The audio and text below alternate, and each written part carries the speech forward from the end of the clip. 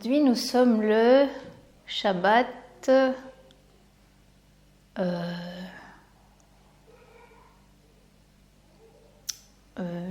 vais me manger une date, comme ça je vais savoir quelle date on est. Hein? Ça me revient.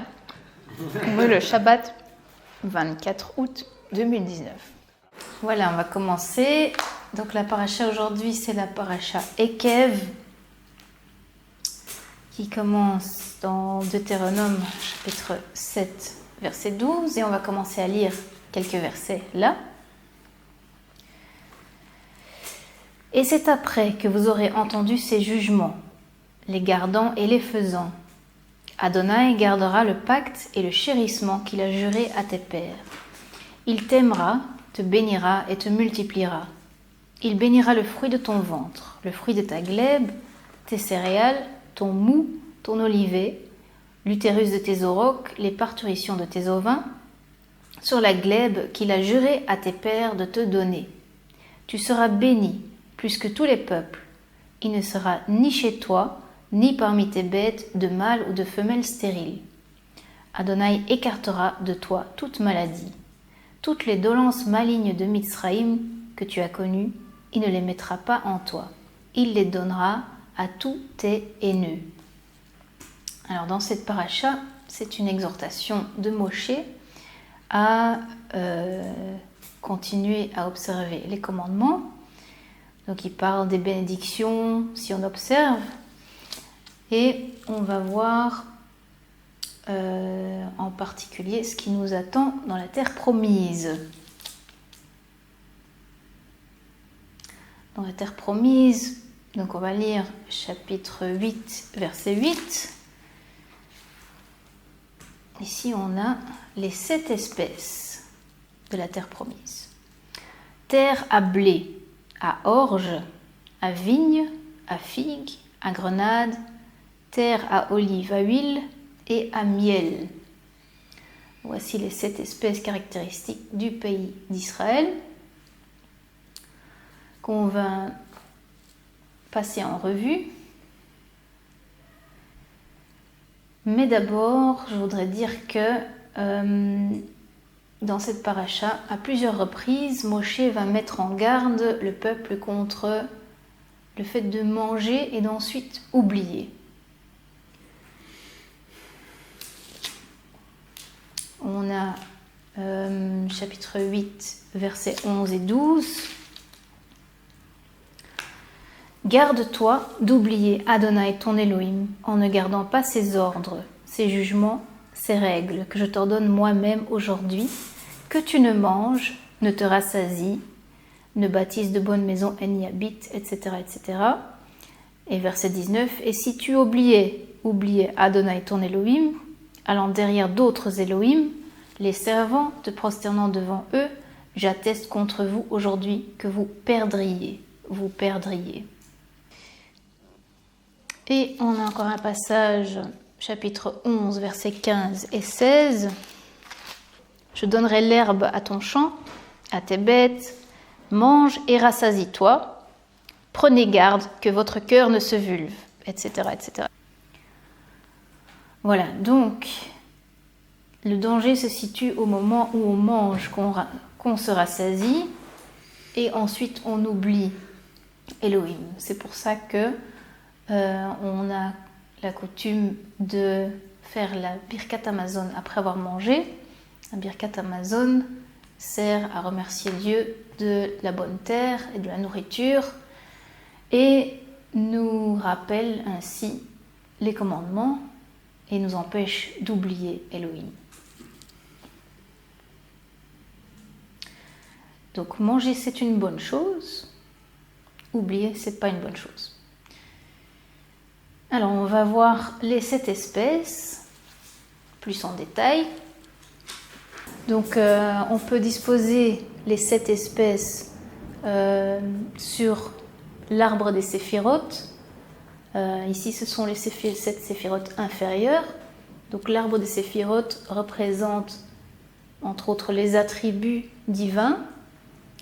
Il y a 3 piliers, un pilier de gauche qui est plutôt introspectif, le pilier de droite qui est expansif, qui va vers l'extérieur, et le pilier du milieu qui est équilibré. Voilà, on va commencer par le blé qui se trouve là. Alors le blé, c'est ce qu'on va utiliser pour faire du pain. Et le pain est l'aliment par excellence pour partager. Copain. Oui, d'ailleurs c'est de là que vient le mot copain. C'est celui avec qui on partage le pain. Et donc il est synonyme de bonté. Et c'est la séphira chesed, la bonté. Donc le pain va servir à renforcer, à donner des forces pour qu'on puisse agir, qu'on puisse faire plein de choses, qu'on puisse aller vers l'extérieur. Les grains de blé sont plus arrondis que ceux de l'orge. Et donc le côté arrondi aussi symbolise la bonté, l'amour. On va passer à l'orge, que je n'ai pas ici, mais qui ressemble fort au blé. Il y a juste les fils en plus et les grains sont plus pointus. Quand on dit de quelqu'un qu'il est pointu, on veut dire qu'il est rigoureux. Et justement, la séphira Gevura correspond à la rigueur, à la justice, au jugement. C'est du côté introspectif parce qu'on est censé se juger soi-même. C'est ce que Yeshua nous demande, d'être bon envers les autres, donc côté expansif, et de se juger soi-même. Pourquoi l'orge représente la Gevura ? L'orge va permettre de nettoyer l'estomac. L'orge élimine les toxines et renforce en général le système immunitaire. Donc, l'orge a une fonction protectrice sur le corps. Et donc, oui, quand on met de l'orge dans une soupe, elle va absorber beaucoup de liquide. Et donc, ça reflète aussi le côté de rentrer en soi du côté gauche. Donc on a le côté gauche qui protège, qui purifie. On va passer ensuite à la figue, ici.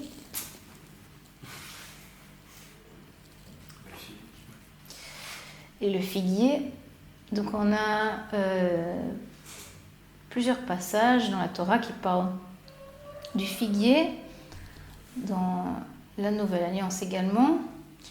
On a un passage dans Luc où on parle du figuier qui ne produit pas de fruits.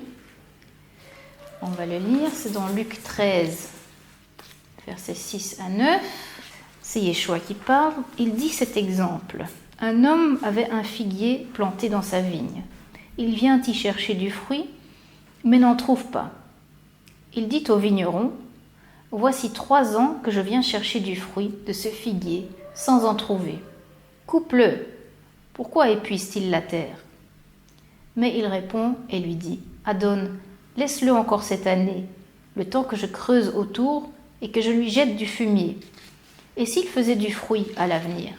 Sinon, eh bien, tu le couperas. » Alors, première chose étonnante dans ce passage, pourquoi le figuier est planté dans la vigne? Alors, il y a une raison agricole. Apparemment, c'est bon pour les figuiers d'être près d'une vigne.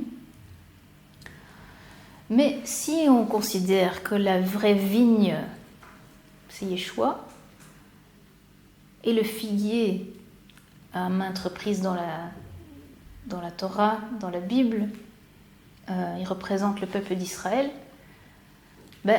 il faut que le peuple d'Israël reste près de Yeshua, qui est la Torah vivante. On a un passage dans Roi, de l'époque du règne du roi Salomon, où il est dit que chacun est sous sa vigne et son figuier, Et donc c'est synonyme de sécurité. Alors le figuier, les figues vont donner de la vitalité. Et donc on est du côté expansif et on est dans la séphira Netzach, qui est la victoire qui s'obtient par la persévérance. Et donc c'est un fruit qui va donner de la force aussi. Il a plein d'autres vertus. Il est anti-cholestérol, anti-cancer. Il soigne les abcès, les infections cutanées, donc plutôt ce qui est à la surface ou vers l'extérieur. Il va aider les femmes dans la régulation des ovaires. Et il va aider en tant que sirop pour les bronches, pour expulser ce qui est mauvais. Et c'est bon pour le sang aussi. Donc ici, on voit que, bon, la figue a de nombreuses vertus, mais on va retenir que c'est plutôt pour aller vers l'extérieur, la vitalité, pour être bien. Alors, pourquoi la persévérance ? Le figuier, c'est un des arbres qui a la plus longue durée de fruits. Les fruits peuvent être mûrs pendant 3 mois et plus sur cet arbre. Et donc, ils mûrissent petit à petit. Chaque jour, il faut regarder le figuier. Il y a 1 ou 2 figues, 3 ou 4. Elles ne mûrissent pas toutes en même temps, mais c'est une période extrêmement longue pour donner des fruits. Contrairement à la plupart des arbres fruitiers qui donnent leurs fruits tous en même temps. Oui ? Le figuier fait 2 fois la figue. Ah oui, et le figuier fait 2 fois des figues aussi. Il y a les premières qui sont plus grosses, les deuxièmes qui sont plus petites. Et donc on peut se dire aussi, voilà, peut-être que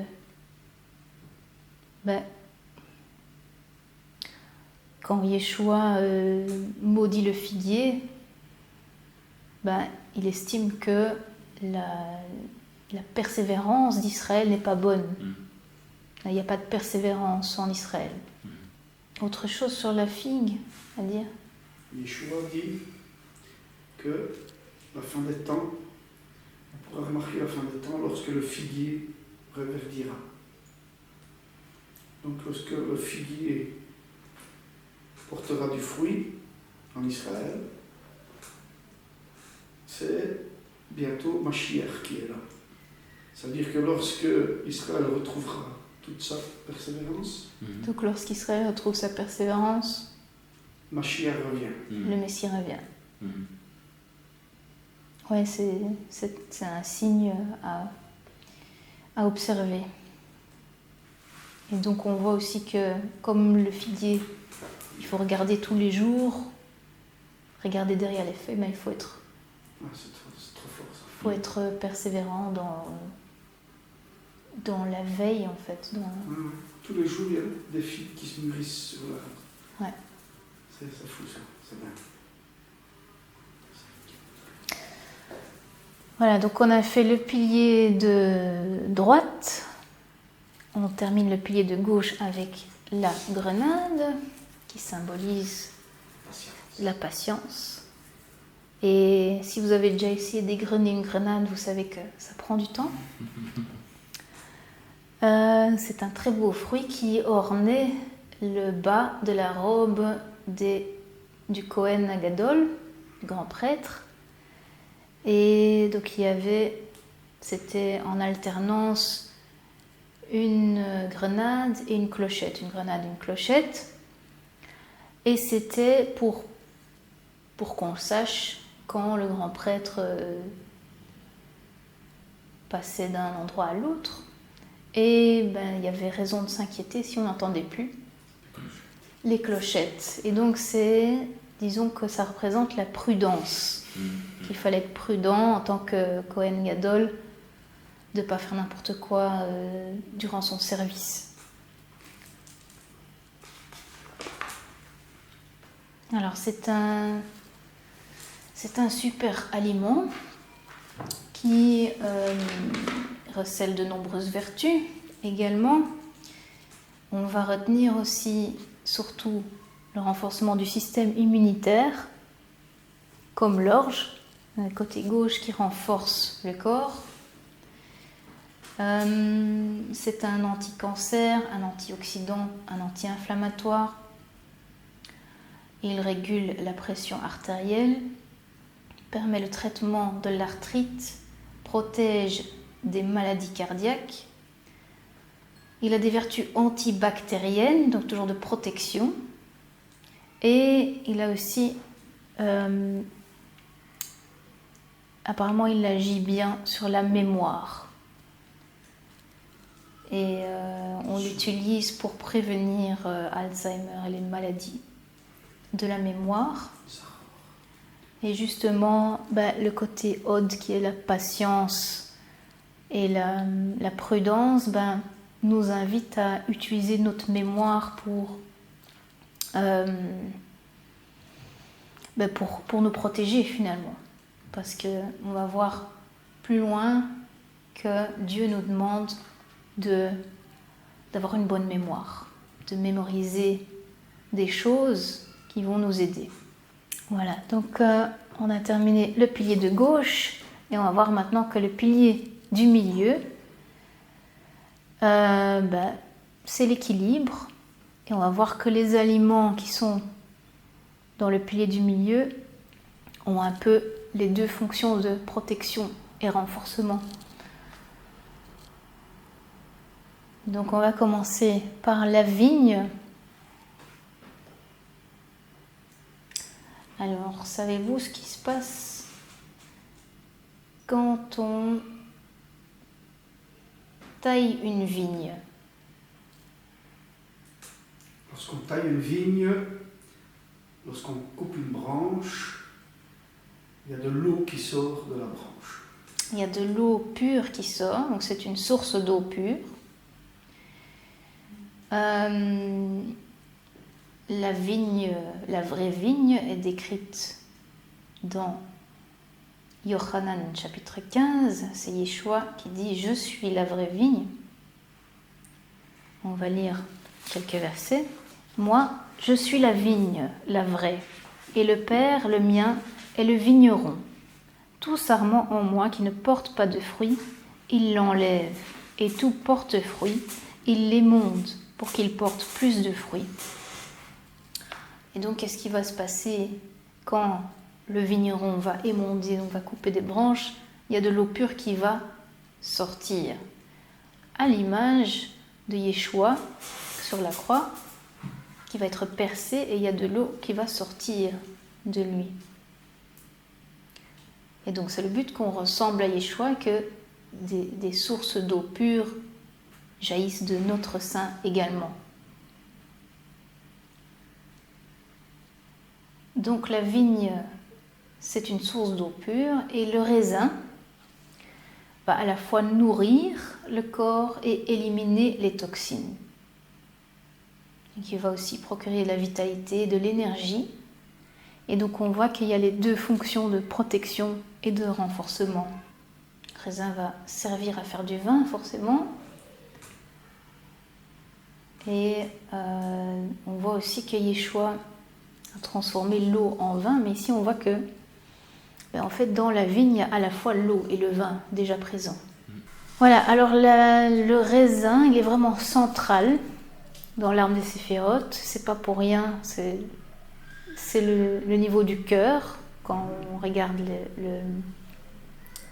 les organes, et il représente Yeshua qui est l'équilibre parfait, que ce soit entre le pilier gauche, le pilier droite, ou le bas et le dessus qu'on verra après.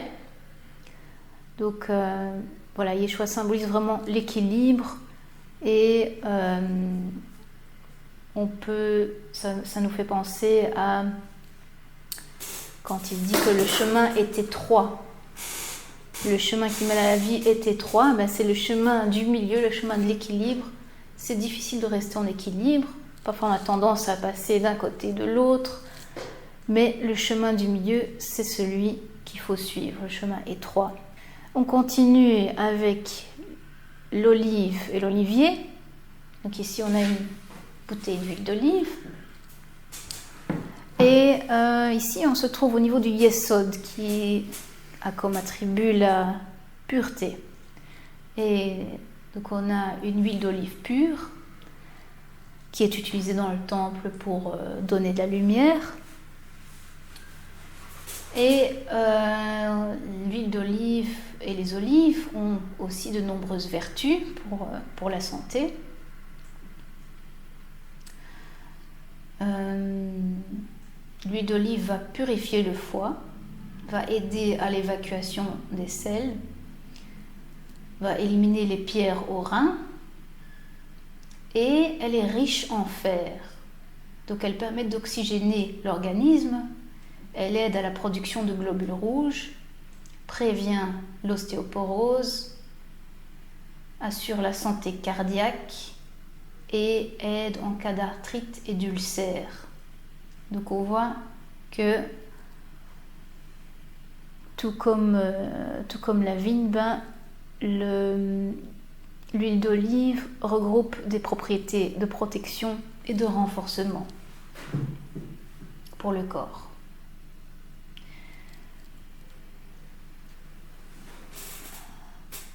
Il est mention lorsque Yeshua se trouve dans le jardin de Gethsémane. En fait, Gethsémane, c'est le pressoir à huile. Et donc ici, c'est au niveau de la pureté qui est aussi reliée à la connaissance. On va voir que il va être testé. Et tout au long de la paracha Ekev, on voit que Elohim dit, voilà, je t'ai testé pour voir si tu allais observer mes commandements ou non. Et la pression de l'olive pour en extraire de l'huile, c'est quelque chose d'extrêmement violent pour l'olive. Mais c'est ça qui va permettre d'avoir une huile de qualité. Et donc c'est ce qui s'est passé avec Yeshua. Il a été pressé comme une olive et il a donné son huile. Et d'ailleurs, c'est peut-être pour ça qu'il a dit tant que je ne pars pas, vous ne pouvez pas avoir la Ruach HaKodesh, parce que justement elle devait être extraite de son corps. Voilà, on va terminer par les dattes, le miel des dattes, qui est au niveau de Malchut, le royaume. Et le royaume est relié à la tribu de l'humilité. Et on voit ça très clairement avec le roi David, qui est le premier roi vraiment selon le cœur de Dieu, qui était quelqu'un de humble, qui était négligé par son père, qui était négligé par ses frères. Et finalement, c'est la personne humble qui a été élevée au niveau du roi. Qu'est-ce qu'on peut apprendre de la date ? La date est un régulateur de pression. Et justement, si on met ça en rapport avec l'humilité, l'humilité nous permet de rester équilibrés, de ne pas s'enorgueillir, de ne pas, qu'est-ce qu'on dit, que ça lui monte à la tête. Voilà. Donc c'est un régulateur de pression. Il fait fonctionner les intestins, donc il fait évacuer les déchets. Et la date empêche les graisses de se déposer dans les artères. Or, les graisses, c'est justement ce qui provoque l'enorgueillissement. On a déjà vu que c'est dangereux de manger et d'oublier. Il y a d'autres passages qui parlent de Yeshurun qui s'engraisse, qu'Israël qui s'engraisse et qui oublie Dieu. Donc ici, l'humilité va nous permettre de rester Attaché à Dieu. attaché à Dieu. Voilà. À part ça, la date est bonne pour le fonctionnement du cerveau. Et donc on voit que l'humilité qui est au niveau des pieds dans la disposition du corps est liée au cerveau parce que les différents arbres des séphirotes s'imbriquent les uns dans les autres et les pieds peuvent se trouver, le pied d'un niveau se trouve au niveau de la tête du niveau inférieur. Donc c'est intéressant parce que finalement le côté le plus bas permet d'accéder à des côtés plus hauts. Et parfois il faut passer par le bas. Souvent il faut passer par le côté bas pour pouvoir ensuite monter. Et tant qu'on parle du bas, les dates seraient utiles pour l'accouchement, pour favoriser l'accouchement, donc pour mettre bas. Donc voilà, elles sont en bas et elles aident à mettre bas. Voilà, donc on a vu les 7 espèces et donc le but, pourquoi on mentionne ces 7 espèces et pourquoi elles sont présentes sur la terre d'Israël, c'est justement pour, dans un premier temps, nous fortifier, nous faire du bien à notre corps. Comme on a lu au début, Dieu veut nous préserver des maladies. Avec ces super aliments, voilà, il nous protège de plein de mauvaises choses. Et dans un deuxième temps, les leçons qu'on en tire par rapport aux attributs divins qu'on doit reproduire, voilà, font que de simplement prendre un fruit pour le manger, on commence une réflexion sur comment devenir meilleur, comment être une meilleure personne, ressembler plus à Yeshua. Et ça ne se limite pas seulement à ces 7 fruits, mais ça on peut le faire avec tout. Et c'est ce que Elohim désire qu'on fasse, c'est qu'on apprenne de ce qui nous arrive, ce qu'on fait, qu'on porte une réflexion là-dessus et que ça nous aide à nous rapprocher de lui. Ok, donc on a vu les 7 espèces qui correspondent aux 7 séphirotes inférieures. Maintenant, est-ce qu'on a des indices sur les 3 séphirotes supérieures? Eh bien, quand on a lu le verset Deutéronome 8, verset 8, les 7 espèces étaient dans l'ordre du plus haut au plus bas. Donc on a ici Chesed qui est le plus haut et Malchut qui est le plus bas. Et regardons un petit peu le verset qui précède. Donc Deutéronome 8, verset 8. Oui, Adonai, ton Elohim, te fait venir vers une bonne terre, une terre de torrents d'eau, d'yeux, d'abîmes qui sortent dans le ravin et la montagne. Ici, on a 3 éléments, 3 façons de... Enfin, 3 eaux différentes. On a les torrents d'eau qui... en hébreu, c'est Nachalei Maim, les torrents d'eau, qu'on va mettre de ce côté-ci, les torrents. Alors, les torrents, ça correspond à l'effusion de l'esprit. Donc c'est du côté de Chokhma qui est l'inspiration qui est donnée d'en haut. Et c'est peut-être de ça que Yeshua parlait quand il disait des sources d'eau vive couleront de votre sein. Donc là, voilà, c'est quelque chose qu'on reçoit. Et c'est extérieur. Et oui, ça va vers l'extérieur, c'est extérieur, ça va vers l'extérieur. C'est pour ça que ça va. C'est quelque chose de tumultueux, de vivace. Donc on a les torrents d'eau, ensuite on a les ayanot, les sources. Alors les sources, je vais les mettre par ici, c'est souvent un mot qui est utilisé pour désigner puits. Et donc c'est quelque chose de plus interne qui correspond à Bina, qui est la réflexion intérieure. Et qu'est-ce qu'on peut dire sur Bina ?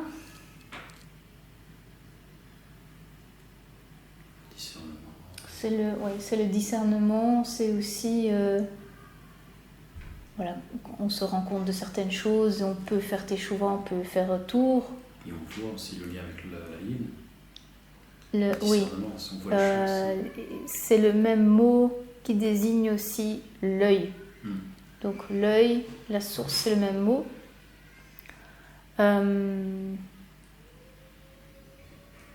Et donc il s'agit de voir ce qui est à l'intérieur de nous pour pouvoir s'améliorer. Et troisièmement, on a les abîmes théomot qu'on va mettre ici au milieu, qui correspond à Da'at, la connaissance, et qui est l'équilibre entre donc la réflexion intérieure et l'inspiration qu'on reçoit d'Elohim. Ça correspond à la connaissance et c'est intéressant parce que souvent quand Elohim va juger un peuple, on parle des abîmes, par exemple avec le déluge. Et on voit dans cette paracha que Elohim dit j'ai voulu connaître si tu allais observer mes commandements ou non.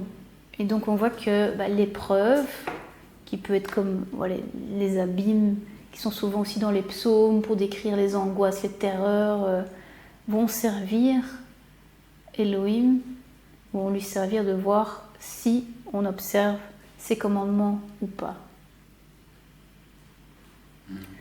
Et donc on voit aussi Da'at est souvent lié à Yesod, vu que le Yesod d'un niveau supérieur correspond au Da'at du niveau inférieur. Et là on avait vu aussi pour l'olive que c'est quand elle est écrasée qu'elle produit son huile, et donc on voit encore le lien avec les épreuves qui font sortir ce qui est bon. Et donc l'abîme, c'est quelque chose de profond, tout comme la connaissance, c'est quelque chose de profond. Et donc les trois séphirotes supérieures correspondent à la tête, et la tête, c'est Yeshua. Donc si nous avons Yeshua à notre tête, il va nous donner l'eau dont on a besoin pour la connaissance, pour pouvoir avancer,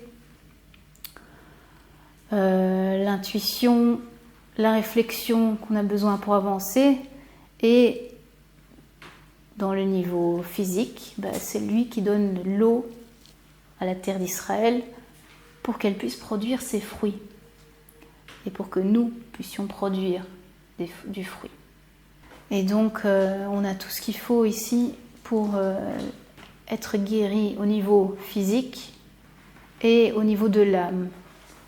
Au niveau de l'âme, c'est un travail de réflexion par rapport au physique, pour permettre qu'on ressemble à Yeshua, qu'on ait les mêmes attributs que lui, de façon équilibrée. Et en fait, ça vient en opposition avec l'eau qu'il y avait en Mitzraïm, en Égypte, Et on voit ça dans chapitre 11, versets 10 à 12. Oui, la terre où tu viens là pour en hériter n'est pas comme la terre de Mizraïm dont vous êtes sortis, où tu semais ta semence et que tu abreuvais à l'aide de ton pied, comme un vert jardin de verdure. La terre où vous passez pour hériter est une terre de montagne, de ravins, qui boit les eaux de pluie des ciels. Terre que Adonai ton Elohim consulte en permanence. Les yeux de Adonai ton Elohim sont sur elle de l'entête de l'an jusqu'à l'après de l'an. Voilà, donc ici on voit que en Égypte, on abreuvait la terre à l'aide de son pied,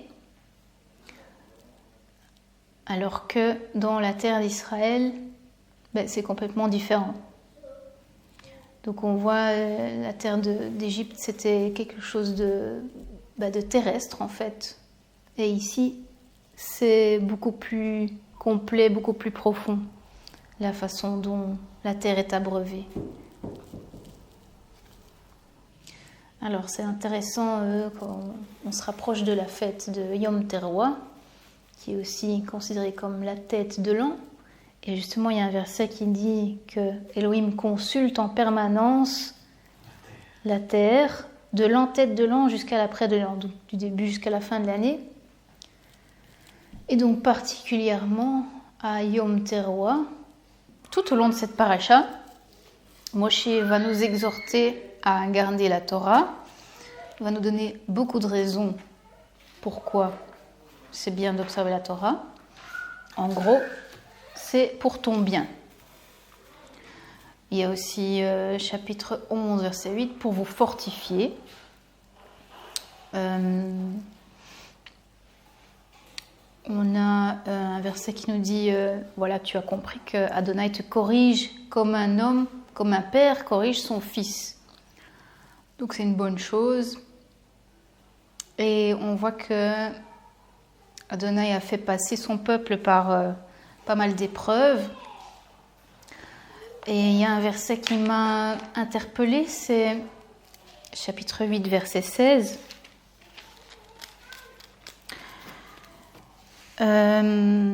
Verset 15. Donc, Adonai qui t'a fait aller dans le désert grand et terrible, de serpents, d'ardents, de scorpions, de soif, où il n'est pas d'eau, qui t'a fait sortir pour toi de l'eau du roc de silex. Alors dans ce verset, on a 3 éléments qui se retrouvent dans un passage où Yeshua nous parle. Donc c'est dans Luc chapitre 11, versets 11 et 12. Et en fait, il va nous parler du Père qui ne va pas donner une pierre à la place du pain, si son fils lui demande du pain. Il ne va pas donner un serpent à la place du poisson. Et il ne va pas donner un scorpion à la place d'un œuf. Et donc on a les 3 éléments, scorpion, serpent et pierre. Et donc on peut penser que Yeshua faisait allusion à ce passage. Et donc on voit que Yeshua dit en fait la même chose. Voilà, si il nous a fait passer par ces endroits peu confortables, c'est pour nous faire du bien. C'est pas pour nous donner des scorpions, des serpents, c'est pour nous donner du pain, du poisson, des bonnes choses. Donc Moshe va inlassablement répéter « Garde-toi d'oublier, observe les commandements, etc. etc. » Il va aussi rappeler 3 fois dans cette paracha qu'il a dû monter une 2e fois pour prendre les 2e tables de la loi et qu'il a passé 40 jours sans manger ni boire pour la 2e fois. Ça, il va le répéter 3 fois dans cette paracha. Et on a le fameux verset qui est cité par Yeshua quand il est tenté, qui dit « L'homme ne vivra pas de pain seulement ». Et donc, il y a un lien entre être éprouvé et se rendre compte qu'on ne vit pas seulement de pain. Alors, on a déjà vu qu'il s'agit absolument de remercier Dieu après avoir mangé, pour ne pas l'oublier. Et tout au long de cette paracha, on a aussi plusieurs passages qui nous rappellent de mémoriser, de se souvenir de ce qu'Adonai a fait, mais aussi ce par quoi nous sommes passés. Donc on a un passage assez connu, chapitre 11, 18 à 21.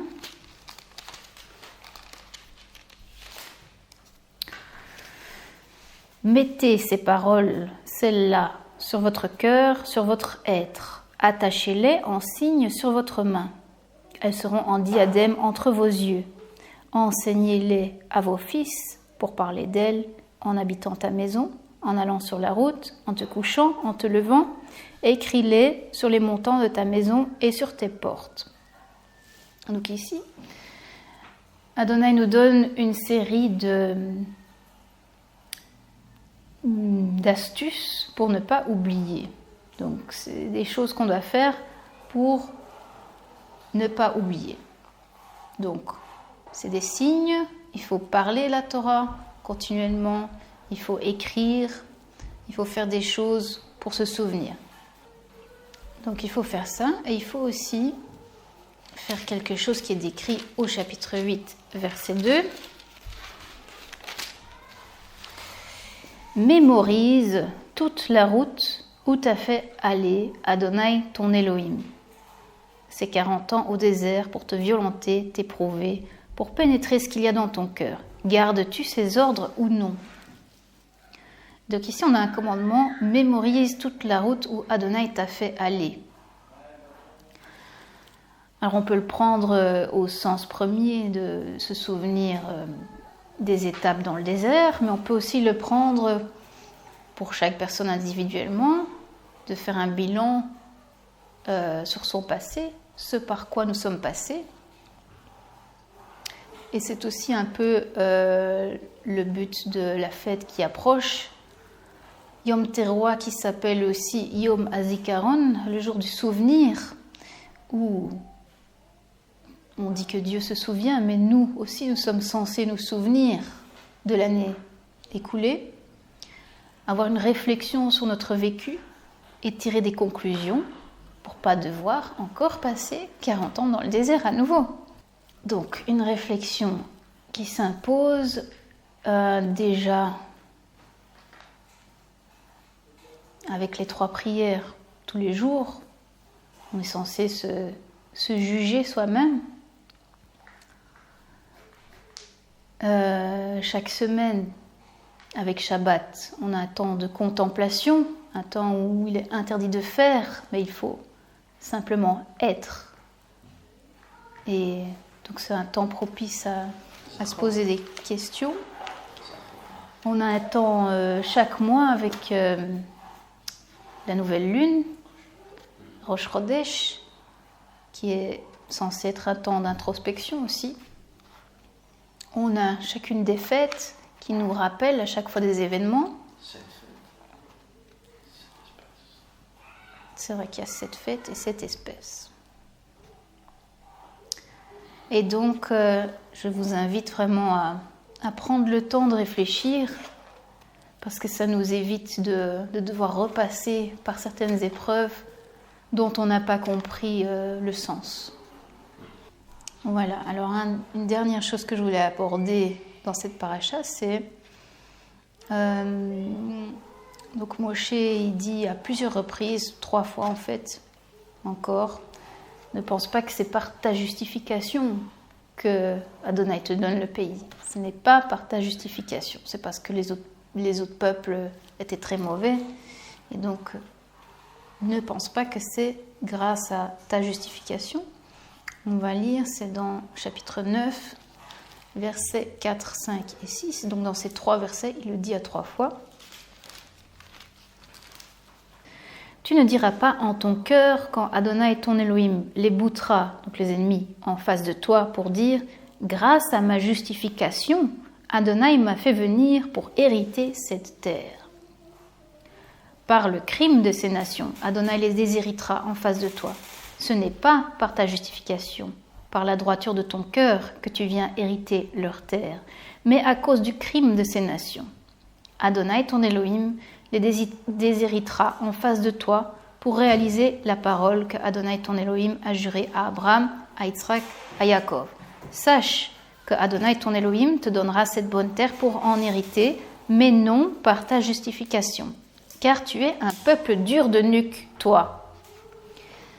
Alors, le dur de nuque, on va s'intéresser un petit peu. Eh bien, on parle aussi 3 fois dans cette paracha de la nuque. Donc ici, on vient de lire. Il y a aussi au verset 13, Adonai m'a dit pour dire, j'ai vu ce peuple et voici, c'est un peuple dur de nuque, lui. Et on a aussi au chapitre 10, verset 16, circoncisez le prépuce de votre cœur et vous ne durcirez plus votre nuque.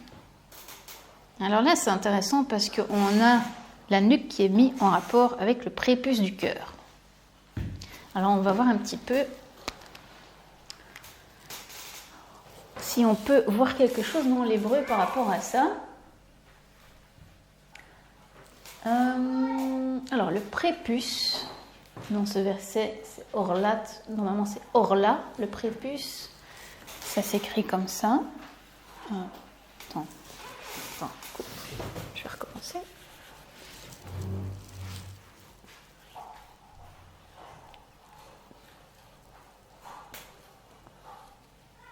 Non, zut.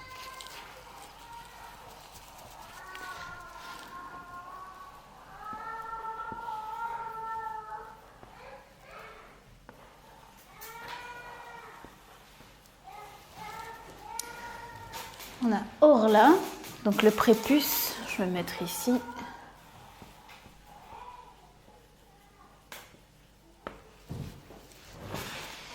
Et on a la nuque qui se dit oref.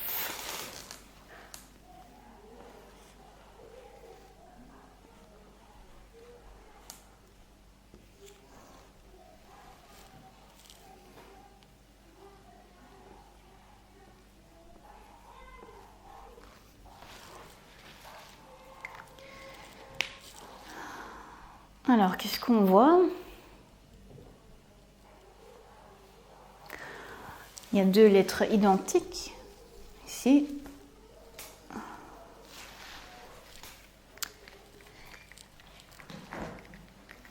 Ça, c'est la première chose. Et alors, autre chose intéressante. Bon, on va revenir sur ces 2 lettres-là. Mais le mot nuque, si on le renverse, ça donne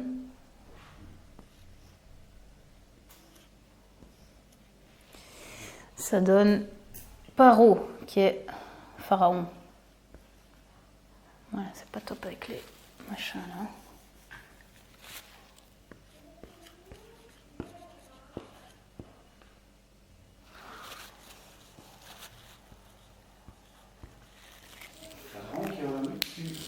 Pharaon avait le cœur endurci. On ne parle pas de la nuque, mais on vient de lire un verset qui met en lien le cœur endurci et la nuque. Et donc, par extension, oui, on peut dire que Pharaon avait la nuque raide également. Et c'est peut-être de là que le peuple hébreu a hérité sa nuque raide. C'est parce qu'il était sous Pharaon. Voilà, donc le lien entre Pharaon et la nuque raide. Et alors ces 2 lettres-là, qui sont les mêmes chez prépuce et nuque, si on les retourne, ça donne Ra. Et Ra, c'est le mal.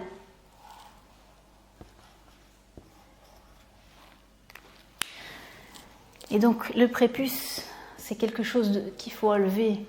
C'est quelque chose de mal qu'il faut enlever. Et la nuque raide, c'est quelque chose de mal aussi.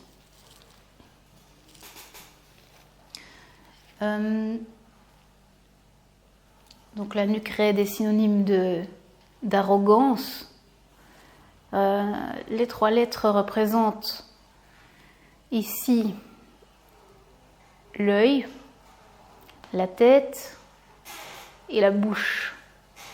Et donc on peut penser au regard hautain, la tête levée et la bouche qui dit des choses mauvaises. Et donc c'est l'arrogance en fait. Et l'arrogance, Yeshua il va en parler aussi. On va voir que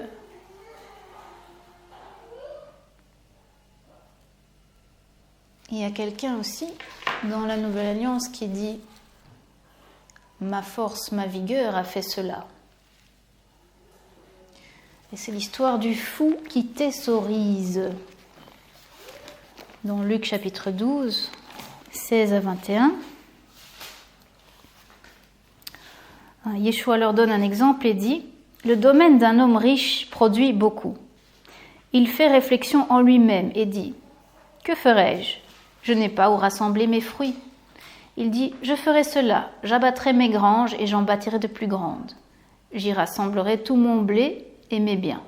Et je dirai à mon être, tu as beaucoup de biens pour beaucoup d'années. Repose-toi, mange, bois et jouis. » Elohim lui dit « Fou, cette nuit même ton être te sera demandé. Ce que tu prépares sera pour qui ? Ainsi de celui qui thésaurise pour lui-même au lieu de s'enrichir en Elohim. » Et donc ici on voit que c'est quelqu'un qui a voulu tout garder pour soi, qui est riche, qui a voulu tout garder pour soi. Et on peut comprendre que c'est un peu la même arrogance, l'autosuffisance finalement. Voilà, moi j'ai tout ce qu'il me faut, mais je ne pense pas aux autres. Ça démontre aussi la nuque raide finalement. Et le cœur dur. Et le cœur dur, ouais. On a un autre exemple avec Nabal, le mari d'Abigaël, qui refuse de donner de ses biens à David, qu'il avait pourtant protégé. Et si on lit l'histoire, on voit qu'en fait, Elohim le frappe et son cœur devient dur comme une pierre. Et il meurt 10 jours plus tard. Et donc on voit le lien entre la nuque raide et le cœur dur. Donc, pour récapituler, qu'est-ce qu'on a vu ? Elohim donne une bonne terre, plein de bons fruits, pour nous protéger, pour nous faire du bien. Pour qu'on puisse en jouir, il faut absolument se souvenir de garder les ordres, se souvenir de ce qui nous est arrivé, pour ne pas faire les mêmes bêtises. Nous avons aussi Yeshua à notre tête, avec les 3 formes d'eau qui nous abreuvent. Et donc, il faut éviter aussi de manger et d'oublier. Manger on peut, mais oubliez pas. Et garder à l'esprit que ce n'est pas par notre justification, c'est par la grâce d'Elohim. Et donc, rester humble et ne pas s'engraisser. Voilà, c'est tout pour aujourd'hui. Shabbat Shalom, à la prochaine. Shabbat Shalom, merci beaucoup.